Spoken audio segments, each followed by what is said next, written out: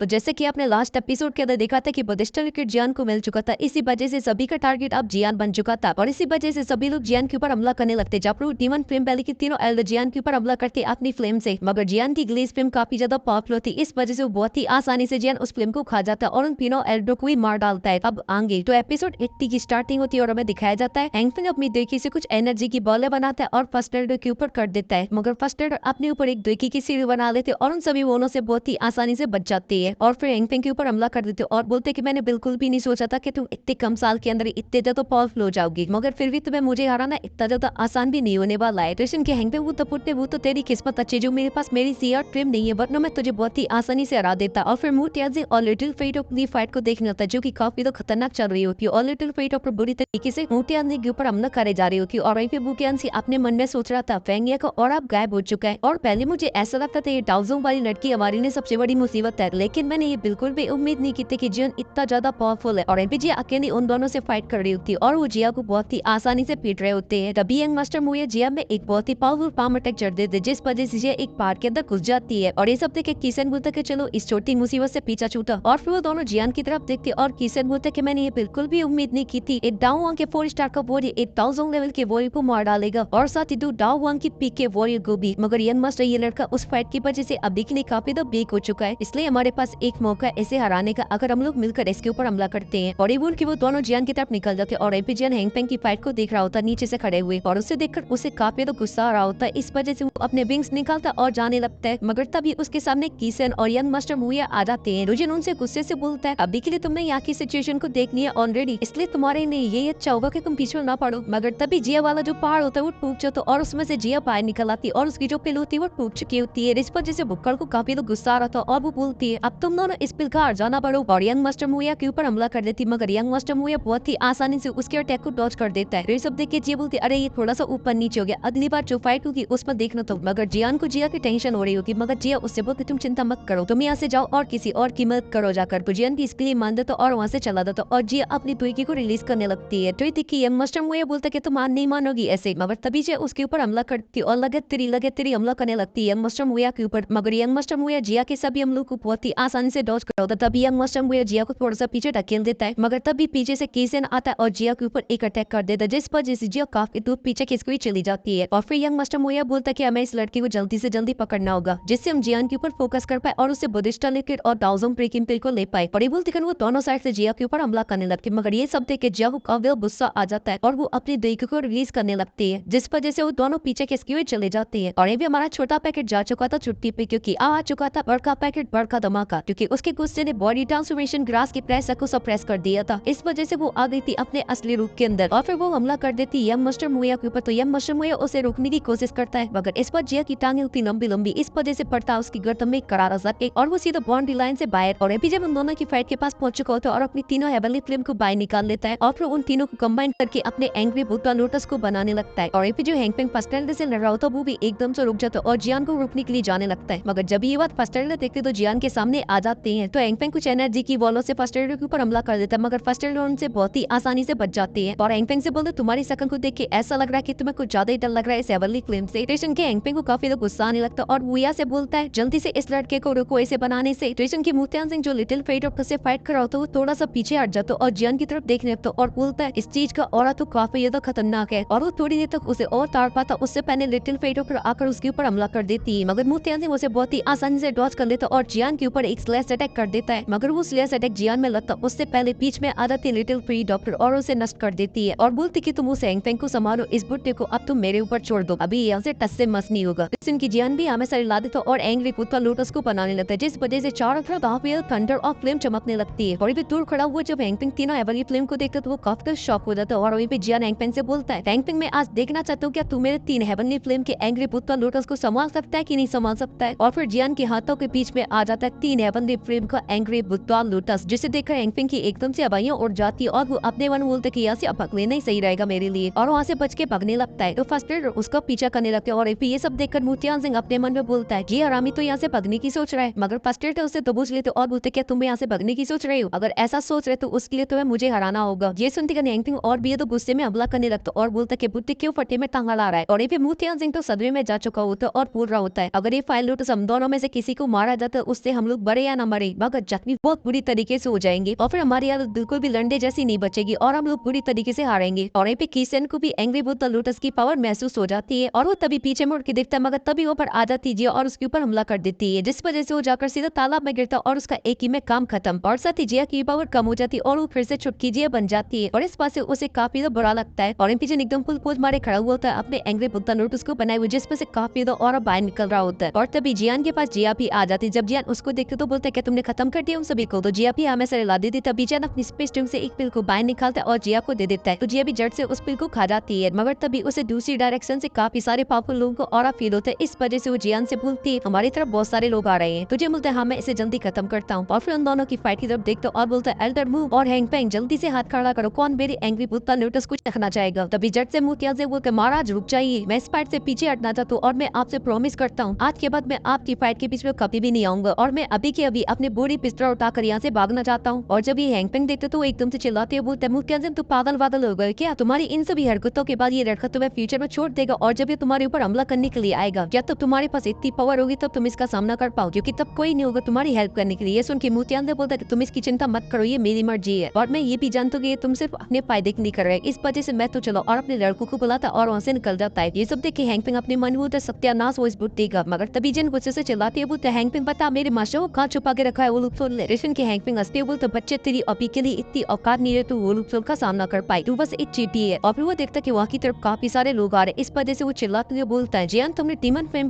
के तीनों एल्डर को मार दिया और उनसे बुद्धिस्ट लिकेट को भी छीन लिया, इस वजह से तुम्हारे लिए यही अच्छा हुआ कि तुम यहाँ से भाग जाओ वरना और डीमन गोस्ट तुम्हें जिंदा नहीं छोड़ेगा। बड़ी बोल की वो जोर जोर से हंसने लगता और वहाँ से एक फॉर्मेशन की मदद से भाग जाता है। तो जियान भी अपनी लाइटिंग मूवमेंट का यूज करता है और उसे पकड़ने की कोशिश करता है और वो उसे पकड़ने के लिए काफी सारे अटैक भी करता है। मगर तभी फर्स्ट उसके सामने आ जाते और जियान को रोक देते और बोलते कि तुम्हारे पास जो अभी की नई चीज है वो काफी रेयर है, इसलिए तुम्हें अभी के लिए इसे छोड़ना होगा और जल्द से जल्द जीनन अकेडमी पहुंचना होगा। तो ये सब सुन के जियान शांत हो जाता और हैंगपेंग को वहाँ से जाने देता है और फिर अपने एंग्री बुद्ध लोटस को डिफ्यूज करने लगता है और फिर वो कुछ ही देर के अंदर तीनों एवरली फ्लेम को अलग अलग कर देता है, जिस वजह से वहाँ पे काफी ज्यादा एनर्जी बाहर निकलती है। और विजय और लिटिल फेट तो देखती कि उनकी तरफ काफी सारे पावरफुल वॉरियर आ रहे हैं, इस वजह से वो जियान के पास जाती और जियान से बोलती है हमें यहाँ से जल्द भागना होगा। फिर उनकी जियान थोड़ी देर सोचता और फर्स्ट से बोलता है कि चलो वापस जीनन अकेडमी चलते हैं। और पे हैंगपेंग पहुंच जाता है फेंगिया के पास और बोलता है मेरे जू ने तुमने बहुत ही अच्छा काम किया और मैं चाहता हूँ तुम इस बुद्धिस्ट लिक्विड को लेकर बहुत ही अच्छे से जीनन अकेडमी पहुंच जाओ, क्योंकि उसके बाद मैं इनवाइट कर वो डेमन गोस्ट को और फिर उसे लेकर आऊंगा और फिर उसके बाद वो सब कुछ तबाह कर देगा। और इसी के साथ सीन चेंज हो जाता और फिर हमें जियान दिखाया जाता जो कि काफी दूर निकल चुका होता और फर्स्ट उसे बता रहे होते हैं वो demon ghost demon flame valley का फाउंडर है और वो हम लोगों की जनरेशन से एक जनरेशन बड़ा है, मतलब जीनन अकेडमी की ग्रेट एल्डर की जनरेशन का है, मगर वो ग्रेट एल्डर से काफी कमजोर है क्योंकि उसका लेवल अभी के लिए 1000 के 5 या 6 स्टार पर होगा। मगर अभी के लिए तुम्हें उसकी ज्यादा चिंता करने की जरूरत नहीं, क्योंकि मैंने सुना है वो कभी भी अपनी डीप कल्टिवेशन से बाहर नहीं आता है और साथ ही वो ग्रेट एल्डर से काफी डरता भी है। तो ये सब सुन के जियान तो ये सब तो ठीक है, मगर मैं इतने सालों तक जीनन अकेडमी के अंदर रहा, मैंने तो एक भी बार भी ग्रेट एल्डर को नहीं देखा। मगर तभी छोटे बुक्कड़ की पिल खत्म हो जाती है, इस वजह से वो जियान से चिल्लाते हुए बोलता है कि मेरी पिल खत्म हो गई, जल्दी दो मुझे। और जियान की स्पेस ट्रेन से पिल को लेने लगता है तो जियान उसे रोकता है, मगर तभी गिली अपनी पिल जिया को दिन रहता ये जट से उस पिल को ले लेती और खाने लगती है। मगर तभी फर्स्ट जियान के पास आते और अपनी स्पेस ट्रेन से एक स्क्वाड को बाहर निकालते और जियान को देते हुए बोलते हैं जी तुम्हारे भाई गिली ने तुम्हारे लिए ऑप्शन से इस टेक्निक को खरीदा था जो कि एक मिड लेवल की डी क्लास डाउ टेक्निक है, अगर तुम इसे सीख जाते तो तुम्हारी शॉर्ट फाइट काफी स्ट्रॉन्ग हो जाएगी और तुम एक डाउजोंग से भी फाइट कर पाओगे इसकी मदद से। वही भी जिन इतना ज्यादा प्यार देकर अपने भाई का वो काफी ज्यादा इमोशनल होने लगता है। मगर तभी गिनी बोलता है तुम्हें इतना ज्यादा सेंटी होने की जरूरत नहीं है, मैं तुम्हारा भाई हूँ, तुम्हारे लिए जान भी दे दूं, बस तुम्हारी कल्टीवेशन फास्ट होनी चाहिए और ये वाली टेक्निक तुम्हारे लिए काफी ज्यादा यूजफुल थी, इस वजह से मैंने इसे खरीद लिया। ये सब सुन के जियान के चेहरे पे एक बड़ी सी स्माइल आती और बोलता है कि सेकंड भाई मैं तुम्हें देख पा रहा हूँ जैसा कि अब तुम टाओ बैंक की पीक पर पहुंच चुके हो और तुम बहुत ही जल्दी टाओ वांग में ब्रेक थ्रू करने वाले हो, जैसे तुम टाओ वांग में ब्रेक थ्रू कर लोगे वैसी लाइफ ड्यूरिंग पिल का पूरी तरीके से पॉइजन तुम्हारी बॉडी से नष्ट हो जाएगा। स्टेशन की गेनी भी हमें से ला देता और बोलता ये सब हुआ इनर अकेडमी के उस टावर की वजह से, जो कि मैं उसके बेसमेंट में 2 साल से ट्रेनिंग करूँ, इस वजह से जो मेरा कल्टीवेशन है अब वो काफी तो फास्ट हो चुका है। मगर अब दुख की बात ये है कि उसकी एबनी फ्लेम अब खत्म हो चुकी है। ये सब सुन के गिनी थोड़ा सा उदास हो जाता तो जियान भी थोड़ा सा उदास हो जाता। तभी जियान बोलता है मेरे पास इसका एक रास्ता है, तो ये बोलता थर्ड भाई तुम क्या कर सकते हो। तभी जियान गिनी के पास आ जाता और अपनी फॉलन आर्ट फ्लेम को निकालता है और गिनी की बॉडी के अंदर डालने लगता है। जैसे फॉलन आर्ट फ्लेम गिनी की बॉडी के अंदर जाती तो उसे काफी ज्यादा दर्द होने लगता है, मगर वो फिर भी जियान को नहीं बोलता है रुकने के लिए और ऐसे कुछ देर तक चलता रहता। तभी जियान गिनी से बोलता है कि अब मैंने तुम्हारी बॉडी के अंदर फॉलन आर्ट फ्लेम का सीड डाल दिया है और कुछ दिन प्रैक्टिस करने के बाद ये एक्टिवेट हो जाएगा। जब ये एक बार एक्टिवेट हो जाएगा तुम्हारी कल्टीवेशन काफी ज्यादा फास्ट हो जाएगी और तुम बहुत ही आसानी से जल्दी डाउन वांग में ब्रेक थ्रू कर पाओगे। जैसन की गिली काफी ज्यादा खुश हो जाता और बोलते कि भाई तुम्हारे पास तो काफी सारी टेक्निक्स आ गई है। तो जियान बोलता है कि भाई किसका हूँ आखिर, और फिर जियान फर्स्ट से बोलते कि अभी के लिए मुझे एक शांत जगह ढूंढनी होगी जहाँ पर मैं बैठ के इसकी प्रैक्टिस कर पाऊँ। मगर तभी जियान को कुछ महसूस होता है मगर जियान उस पर कोई भी रिएक्शन नहीं देता है। मगर नितिन फेरी डॉक्टर एकदम चैन की निगाहों से जियान को देख रही होती है और फिर इसी के साथ सीन चेंज हो जाता है। फिर हमें जियान दिखाया जाता है जो कि एक कान पे एक पत्थर के ऊपर बैठा हुआ उस स्कॉन को पढ़ रहा होता है। मगर तभी जियान की स्पेस स्टोन से बुद्धिस्ट लिक्विड बाहर निकल आता है बिना उसकी मर्जी के और तभी वहाँ पे ओरियानसा आ जाता है और जियान को थैंक यू बोलता है बुद्धिस्ट लिक्विड को सेफ नहीं यहाँ तक पहुंचाने के लिए और फिर उसे लेकर वहाँ से भागने लगता है। मगर तभी जनी के सारा करता तो लिटिल फेरो पर हमला कर देती है ओरियानसा के ऊपर। तो ओरियानसा भी लिटिल फेरो के ऊपर हमला करता है मगर उससे ज्यादा कुछ नहीं होता और वो पीछे फंस जाता है और जैसे धूल चढ़ती थी उसे पता चलता है कि उसे चारों तरफ से घेर दिया गया है क्योंकि वहाँ पर लिटिल फेरो और फर्स्ट एडर भी होते हैं। जी देखकर ओरियानसा की एकदम सवाइयां उड़ जाती है और बोलता कि मैंने सोचा इसे मैंने उन्नू बनाया इसलिए तू मुझे उन्नू बना दिया। तभी जन हंसते हुए खड़ा होता और बोलता बुड्ढे तुझे क्या लगा तू मुझे चकमा दे देगा। मगर काफी अच्छी टेक्निक थी कि तुमने अपनी सोल पावर इसके अंदर छुपा दी। तो इनके ओरियानसा बोलते इसका क्या ही फायदा मगर तुमने तो ढूंढी नहीं ऐसे। मगर तभी फर्स्ट एडर हंसते हुए बोलते अरे बुड्ढे तू तो सच में काफी ज्यादा चालाक है। वो तो जियान अच्छा हुआ कि एक एल्केमिस्ट है इस वजह से उसने तुम्हारी सोल पावर को पकड़ लिया वरना हम जैसे तो उल्लू बन जाती। कृष्ण की ओरियानसा बोलते अगर तुम्हें पहले इसके बारे में पता चल चुका तो तूने फिर पहले क्यों नहीं दबोचा मुझे। मगर वो जैसे जियान को एकदम शांति से खड़ा हुआ देता तो समझ जाता कि ये लड़का सच में काफी ज्यादा पावरफुल है और फिर अपना प्लान बकना स्टार्ट करता और बोलते कि मैं तो बस ये चाह रहा था कि तुम्हारी और एंगपिंग की लड़ाई हो जाए जिसमें तुम काफी इंजर्ड हो जाओ तब मैं इस टेक्निक का यूज करता। मगर सारे प्लान एकदम से उल्टा पुल्टा हो गया। तुमने उन तीनों डेवन फ्लेम वैली के एल्डो को बहुत ही आसानी से मार डाला और साथ ही वुतियानजे को बिना लड़े ही फायर से बाहर कर दिया और वो बेचारा हैंगपिंग डर के मारे वहाँ से भाग गया। तो ये सब सुनने के बाद जियान बोलते कि मैंने पहले तुम्हें इसलिए बाहर नहीं निकाला क्योंकि मैं उस टाइम ऑलरेडी काफी बिजी था। अगर मैं तुमसे भी पंगा ले लेता तो ये मेरे लिए काफी भारी पड़ जाता और साथ ही तुमने इसके अंदर काफी अच्छे से अपनी सोल को छुपाया था इस वजह से मुझे इसके बारे में पता करने में थोड़ा सा टाइम लग गया। मगर मुझे इस बात का पूरा आइडिया था कि तुम 2 दिन के अंदर जरूर टपकोगे कि तुम इतने दिनों तक इस बुद्धिस्ट लिक्विड को लिए बिना नहीं रह सकते हो और अगर थोड़ा सा और लेट हो जाते तो हम लोग जिन अकेडमी निकल जाते। इसलिए ओरियानसा अपनी बुढ़ापे में हड्डियां नहीं तोड़वाना चाहते तो चुपचाप से बुद्धिस्ट लिक्विड हमको दे दो मैं तुम्हें यहाँ से सही सलामत जाने दूंगा और अगर तुम ऐसा नहीं करते तो मैं तुम्हारी कॉपी बॉडी को नष्ट कर दूंगा। इससे तुम्हारी मेन बॉडी को भी काफी ज्यादा नुकसान पहुंचेगा और साथ ही मैं ये बात भी बहुत ही भली भांति जानता हूँ कि तुम्हारी असली वाली बॉडी कहाँ पर है। पर ये बात ओरियानसा को महसूस हो जाती इस वजह से बोलते इस लड़के ने तो मेरी रियल बॉडी का भी पता कर लिया मगर वो फ्री बुद्धिस्ट लिक्विड नहीं देना चाहता था। इस वजह से जियान उससे बोलता है देखो चुपचाप से बुद्धिस्ट लिक्विड को दे दो मैं तुमसे प्रॉमिस कर दो कि मैं तुम्हें यहाँ से जाने दूंगा बिना हाथ पैर तोड़े हुए। और इन पे ओरियानसा फर्स्ट एड और लिटिल फेरी डॉक्टर देखता है इस वजह से वो अपने मन में कहता है हमारी यंग जनरेशन सच में काफी ज्यादा टैलेंटेड होती जा रही है और अब टाइम आ चुका है यंग जनरेशन को सौंपने का इस ब्लैक रीजन को। और मैं ये भी जानता हूँ कि तुम कितने खतरनाक हो इस वजह से इस बुद्धिस्ट लिक्विड को और जियान को वापस कर देता है बुद्धिस्ट लिक्विड। और वो तो बच्चे तुम जो सोच रहे हैं इसके अंदर तुम्हें वो बुद्धिस्ट हार्ट मिल जाएगा तो वो तुम्हारे लिए इतना ज्यादा आसान भी नहीं होने वाला है। कृष्ण की जन बोलते कि मैंने इस बुद्धिस्ट लिक्विड को बुद्धिस्ट हार्ट लिए नहीं लिया है क्योंकि मुझे पता है बुद्धिस्ट लिक्विड लेना कितना ज्यादा हार्ड है मगर ये फिर भी बुद्धिस्ट लिक्विड मेरे लिए बहुत ही ज्यादा इंपॉर्टेंट है। जेसन थी लिटिल फेरी तो थोड़ी सी उदास हो जाती और बोलती कि इसने इतनी सारी मुसीबत मेरे पॉइजन को कंट्रोल करने के लिए दी है। जेसन की ओरियानसा के चेहरे पे भी एक बड़ी सी स्माइल आ जाती और बोलता कि इस बुद्धिस्ट लिक्विड के लिए बहुत सारे पावरफुल लोग आए मगर आखिर में ये बुद्धिस्ट लिक्विड तुम्हारे हाथ में आया और ये तुम पूरा डिजर्व करते इस वजह से मैं यहाँ से अब चलता हूँ। और ओरियानसा वहाँ से चला जाता और फर्स्ट एड और लिटिल फेरी तो जियान के पास आ जाती है और फर्स्ट एड बोलती कि फाइनली अभी हमारा। मगर तभी जन अपनी फॉरेन आर्ट टीम को बाहर निकालता और उस बुद्धिस्ट लिक्विड के बॉक्स के अंदर डालने लगता है और कुछ ही देर बाद उस बुद्धिस्ट लिक्विड के अंदर से फिर से ओरियानसा की एक एनर्जी बाहर निकलती है और वो वहाँ से लगती मगर तभी जन अपनी फॉरेन आर्ट टीम की मदद से उसे नष्ट कर देता है और बोलते हैं कि अब ये पूरी तरीके से सेफ है अब हमें इसे बिना टेंशन के जिन अकेडमी ले जा सकती है। और इन पे कॉपी बॉडी नष्ट हो जाने की वजह से ओरियानसा की हालत काफी तो खराब हो जाती है और उसके मुंह से खून निकलने लगता है और उसे जियान के ऊपर काफी तो गुस्सा होता है और बोलता कि तुमने जो किया उसे मैं हमेशा याद रखूंगा और मैं इसका बदला लेने तुम्हारे पास जरूर आऊंगा। जैसे ही मेरे गाँव बढ़ते वैसे तुम तैयार हो जाना मरने के लिए। और इसी के साथ ये एपिसोड यहीं पे खत्म हो जाता है और अगर आप लोगों ने अभी तक इस वीडियो को लाइक नहीं किया तो लाइक कर दो।